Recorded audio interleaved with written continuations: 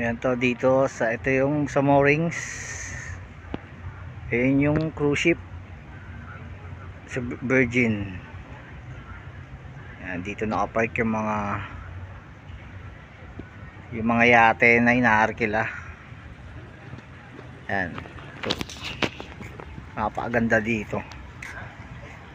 Tsaka yung isda dito. Walang nanguhuli. Yan.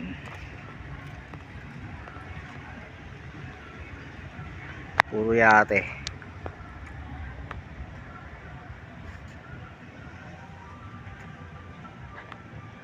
Sayang di ako makalapit dun sa ano eh. Pero ayun yung ano, cruise ship ng Virgin. Virgin cruise ship. Okay, pupunta tayo dito.